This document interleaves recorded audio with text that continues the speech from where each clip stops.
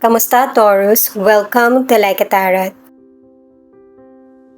Alamin natin kung anong situation o kaganapan ang nangyayari sa mga ilang Taurus. Nakakaramdam ang ilan ng pagkainip o pagkalito sa situation na kinasasangkutan. Panoorin mo ito para magkaroon ng kaalaman at maging aware ka kung ano ang dapat gawin.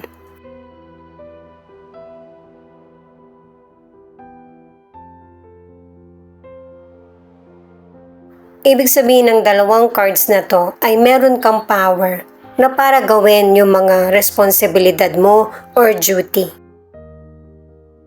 Kailangan mo ding aksyonan yung mga situation na kailangan ng solution kasi makakamit mo yung achievement at success sa mga gagawin mong hakbang. Kung nakaka-experience ka man ng mahirap na sitwasyon ngayon, darating yung time na matatapos mo kung ano man yung mga paghihirap na nagaganap sa buhay mo at blessing na ang magiging kapalit. Darating ang achievement, success sa panahon na hindi mo inaakala or inaasahan. Alamin naman natin ang message or feelings ng person mo gamit itong personalized cards. Pwede rin ipakita kung ano yung feelings mo kasi or naiisip kasi connected kayo sa isa't isa.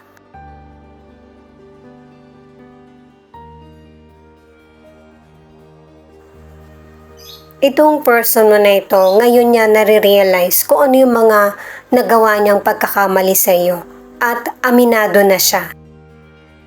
Alam niya to pero hindi niya maamin sa iyo ng harapan kung ano yung nagawa niya. Ito yung makakaya niyang sagutin sa lahat ng katanungan mo kung ano yung nagustuhan niya sa iyo. Kasi para sa person na ito ay perfect ka na para sa kanya. May situation sa buhay niya na kailangan magdesisyon or mamili. Ito yung word na hindi niya nasabi sa iyo or hindi niya makakayang masabi.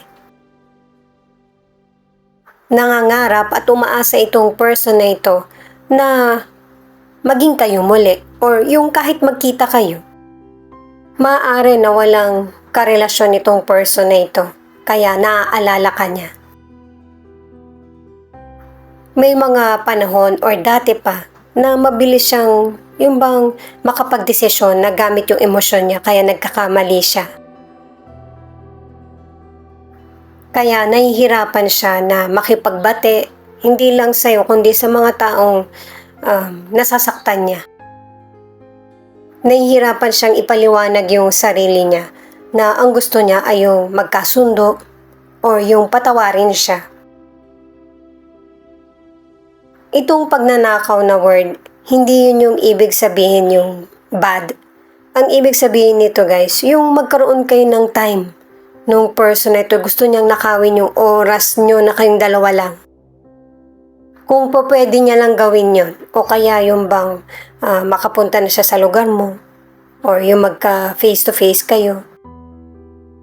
Pero syempre guys, kung meron ka ng karelasyon, hindi na to makakabuti sa iyo. Yung pagnanakaw na word, mapupunta sa masamang meaning. Kahit mahirap ito gawin, unti-unti na piliin yung forgiveness at saka yung makamove on. Kasi yung mga nagagawa nating mabuti ay may magandang kapalit, lalo na sa naunang cards mo. Merong success na magaganap sa buhay mo. Paalala para sa mga bagong viewers na ang reading na ito ay timeless reading. General reading, ano man ang edad mo or gender mo, kunin mo lang kung ano yung akma sa sitwasyon mo. At saka ikaw na rin magpalit kung si person mo ba ito or ikaw. At ito ang start ng 1 week reading mo. Page of Swords in reverse, Knight of Swords in reverse, Queen of Wands. Maaaring ikaw ito o yung person mo na hindi niya napipigilan yung init ng ulo niya. At saka hindi rin niya wini-welcome yung mga bagong idea or opinion ng iba. Kaya yung maganda sanang opportunity or idea na makakatulong ay nababaliwala. Sa career or negosyo, kailangan mag-slow down. Kung may mga experience na kailangan mong malaman or maranasan, gawin mo ito.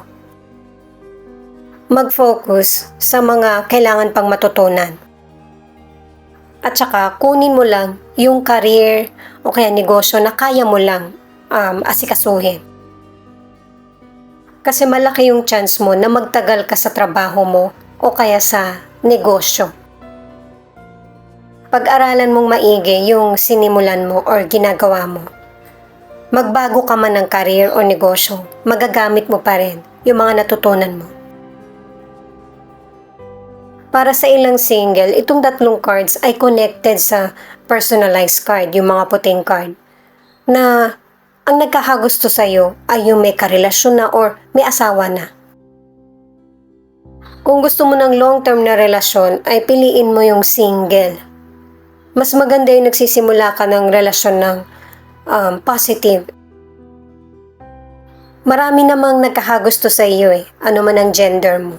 Dahil sa malakas yung karisma mo. Kaya ito pinapakita ng mga cards kasi sa future, hindi magiging pabor sa iyo yung kapalaran. Papabor dun sa nauna, unfair yun sa iyo. Para naman sa ilan sa relationship, kailangan ng tulungan sa relationship nyo. Hindi na kailangan pang sabihin ng person mo sa iyo. Huwag mong i-ignore yung person mo. Kailangan magkaroon kayo ng bonding. Mahirap makahanap ng person na totoong nagmamahal. The Hierophant, Queen of Cups in reverse, Ace of Swords. Ang ilan sa inyo, lahat ng balanse, pag-unawa, ginagawa mo na sa situation. Pero dahil sa bilang tao, natatangay or nadadala tayo ng emosyon natin. Pwedeng maapektuhan ka, maging emosyonal, or mangibabaw yung galit ba? O kaya paninindigan sa decisions mo. May mga situation talaga na nakakasira sa tinatahak mong landas or sa mga nauna mong desisyon. Pero this time, yung mga hindi mo napapanindigan na desisyon ay haharapin mo na. Wala nang pag-aalinlangan dito kasi alam mo na kung ano yung katotohanan. At kung ano yung gusto mo. Ang ilan sa inyo sa financial ay nag-iisip ka, bakit ka nga ba hindi nakakaipon? May trabaho ka naman. Maayos naman yung kita mo. Sakto sa mga kailangan mo. Pero nagkukulang talaga.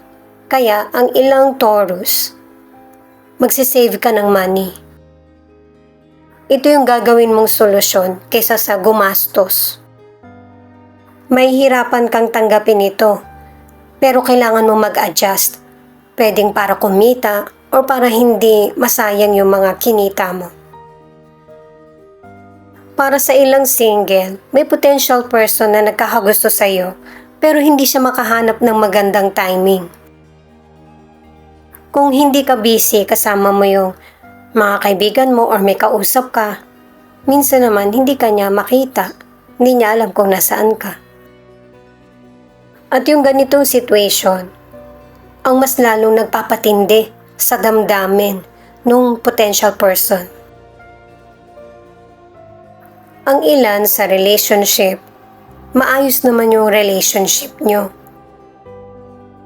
Kaya lang isa sa inyo yung nakakaramdam ng insecurity at saka selos.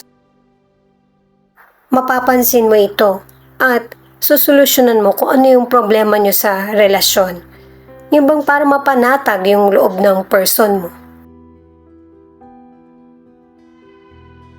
Page of Wands, Six of Swords, King of Swords. Itong mga cards na ito ay very positive kasi maganda na yung blend ng buhay mo. Meron ng fresh start at saka no-overcome na rin yung challenges. May person ka man or wala. Maaari din na related itong situation na to sa family, sa kakilala or friends. Magkakaroon ka ng tagumpay sa buhay pero yung hindi mabilisan. Matatagpuan mo yung success sa buhay mo nang hindi sa lugar kung saan ka nakatira. Maaaring sa ibang lugar or ibang bansa. Doon ka mas makakita ng great opportunity. Para sa ilan sa kalusugan, panatilihin na healthy yung pangangatawan mo. Kung meron kang illness, bigyan mo agad ito ng atensyon para walang magiging problema sa future. Ang ilan sa inyo may mga minor pains, pero mawawala rin ito guys. At ang ilan naman, balansehin yung kinakain at iniinom. Ang ilang single, ibahin mo naman yung routine mo. Kasi wala dyan sa lugar mo yung person na hinahanap mo. Kapag meron kang sinisimulan at binabago sa buhay mo, doon mo makikilala yung potential person. Para sa ilan na nasa relationship, kailangan nyo ng bonding ng person mo. Pwedeng sa loob lang ng bahay nyo, o kaya magde-date kayo. Maraming paraan na para maging masaya ang relasyon nyo at hindi maramdaman ng person mo na nai-ignore siya. At makabawas din sa misunderstanding sa relationship nyo.